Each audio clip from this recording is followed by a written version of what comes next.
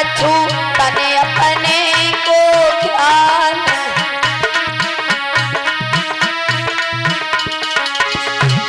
बन गए कंसराज से काल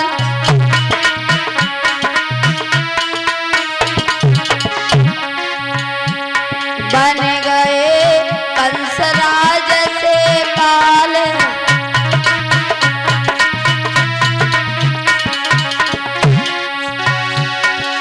अरे पूतना तो मने मारी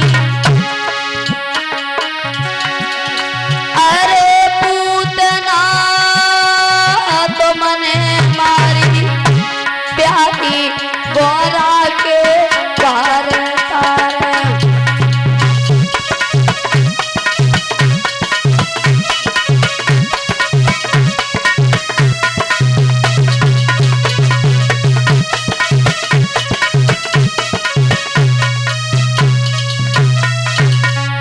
और हे कन्हैया और कहना है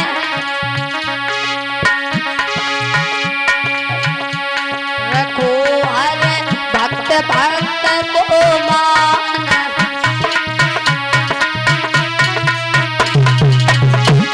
रखो हर भक्त भक्त को मान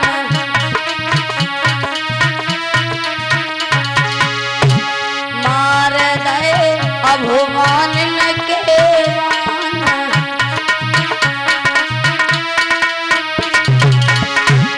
मार दे अभुमान के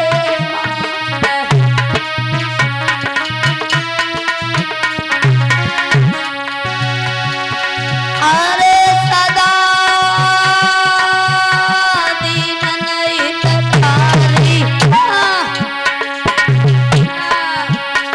प्यारी गोरा के पार तारा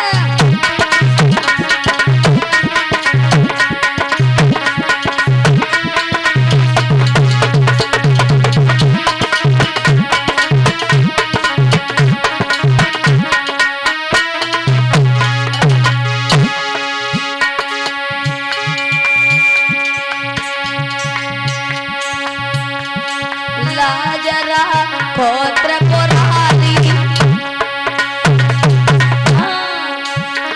लाजरा खोत्र पुरारी प्यारी गोरा के पार तारा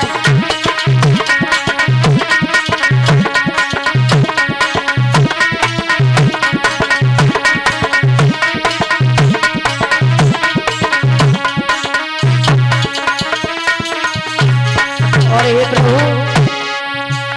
अरे दुर्योधन को भोग नवायो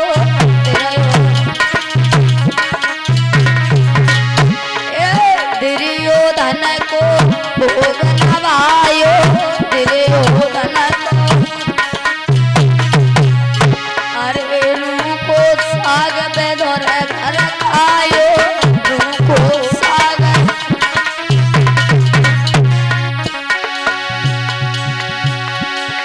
अरे बने तो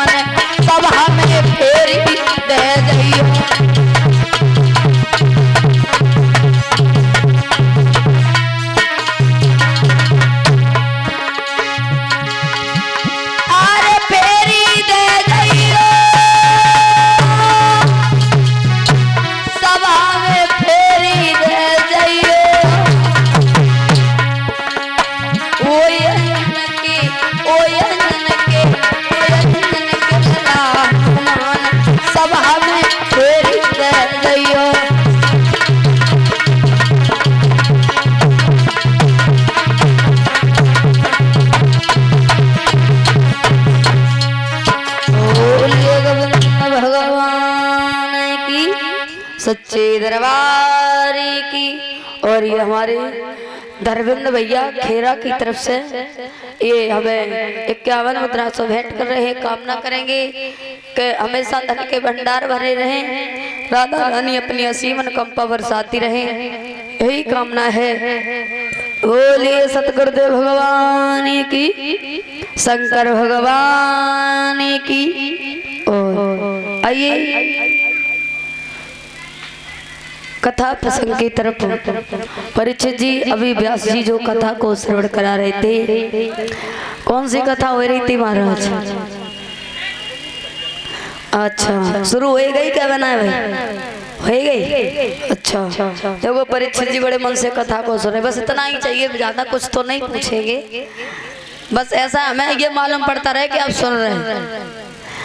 हमारे यहाँ हमारे क्षेत्र में कथा चल रही थी, तो एक मतलब बड़ा बूढ़े बुजुर्ग थे, परीक्षित जी बनाए गए थे। उस गांव में कोई नहीं टिकता था। शास्त्री पूछा क्यों? क्योंकि वो कथा रोक करके प्रश्न खड़ा कर देते थे, और ऐसा प्रश्न करते थे महाराज कि जैसे तुम्हारे जैसे उम्र 9 गुना बता पाए। तो जब हम कथा करने गए तो भैया वे परीक्षित बनाए गए, तो हम उनसे कहते करे कि दद्दा खड़े हो जाओ। तो काय खड़े हो जाए? हमने की परीक्षित जी बने, क्योंकि कथा किसी को नहीं सुनाई गई थी, परीक्षित महाराज को श्रवण कराई गई थी। आप परीक्षित जी हो, हमारा अधिकार है पूछने का। तो हमने कि आप खड़े हो जाओ। बोले क्यों हो जाए? भाई हमने कोई टिकट तो कटा नहीं लिया कि हम खड़े ही हो के बने रहे। तो हमने कहा हमने भी कोई टिकट नहीं कटाया कि आप बैठे ही रहो। परीक्षित जी बने, हमें कोई मतलब ना परीक्षित हमें तो लोड़न ने जाई बैठा दो तो बैठे गए, ऐसे वे बोले। तो हमने कि महाराज अब नहीं खड़े हो रहे तो बैठे ही बैठे बताओ कथा कहाँ पे चल रही? बोले कथा कहाँ चल रही? जाए गाँव में चल रही। हाँ, तो हमने कही महाराज गांव में तो हमें भी मालूम है, लेकिन कथा कौन सी कथा कहाँ पर चल रही थी, कौन सी कथा चल रही थी मुझे भी बताओ। बोले हमें नहीं मालूम, पंडाल में बैठे पंडाल के नीचे चल रही, हमें कोई मतलब ना है। बिटिया तुम अपनी कथा कहो। तो हमने कही दद्दा परीक्षित किन्ने बनाए दो। अब हमारे गिरीश जैसे भैया लोग रहे, उन्होंने की बहन जी जब मानो ने ठोक ठाक के बैठा दो परीक्षित बनाए दो। और तुम नहीं बल्कि जितने भी शास्त्री आए हैं तो इन्होंने एक ही उत्तर दिया, हमें कोई मतलब ना है, अपनी कथा कहो। तो हमने की दद्दा हो सका हम कथा को गलत बोला तो है कुछ कछू नहीं बन, कथा खाओ, खूब दिल खोल के खाओ। और भंडारो है ताजना हमें बताई दियो, भंडारो खाए के जाइए। तो हमने कही महाराज जब तुम यही बात कह रहे तो हमें लोगों को थोड़ा अच्छा लगने लगा। तो हम जब जाए करे तो लड़कन से कहते करे कि लला तो बिटिया तो जा कह दियो हमें खड़ो ना करें, कथा खाएं। तो कभी कभी उनकी हमें याद कर लेते हैं, कहीं जब जाते हैं तो उनका नाम जरूर लेते हैं, क्योंकि उन जैसे अभी तक हमने परीक्षित नहीं देखे। हाँ, क्योंकि उनसे कहा कथा बताओ तो वे कहो हमें कोई मतलब ना है तुम्हारी कथा से। बोलिए गोविंद भगवान की। तो अभी जो व्यास जी के द्वारा कथा को श्रवण कर रहे थे